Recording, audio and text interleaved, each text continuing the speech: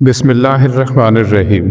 کوئی کتنی ہی نا انصافی کر لے، آخر میں انصاف تو اسی ذات نے کرنا ہے۔ عبادت کوئی دلیل نہیں، معاملات سے پتہ چلتا ہے کہ خدا کا خوف ہے کہ نہیں۔ کچھ لوگ انسانوں کو سمجھانے سے نہیں بلکہ اوپر والے کی لاٹھی کھانے سے ٹھیک ہو جاتے۔ تعجب یہ نہیں کہ لوگ بھٹکے ہوئے ہیں، مسئلہ یہ ہے کہ ہر بھٹکا ہوا شخص دوسرے کو راہ راست پر لانا چاہتا ہے۔ وقت کی طرح بن جاؤ، قدر نہ کرنے والوں کو دوبارہ نہ ملو۔ لوگ جب آپ کو سمجھ نہیں پاتے تو آپ کو غلط قرار دے دیتے ہیں۔ جب آنکھیں نفس کی پسندیدہ چیزیں دیکھنے لگے تو دل انجام سے اندھا ہو جاتا ہے۔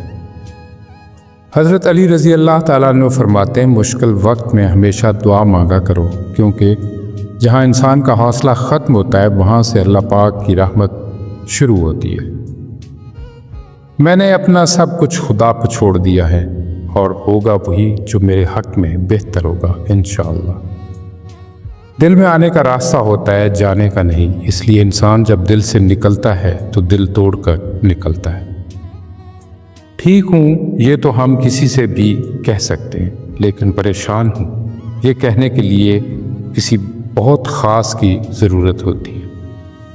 سیانے کہتے ہیں، اپنوں کے ساتھ وقت کا پتہ نہیں چلتا، لیکن وقت کے ساتھ اپنوں کا پتہ ضرور چل جاتا ہے۔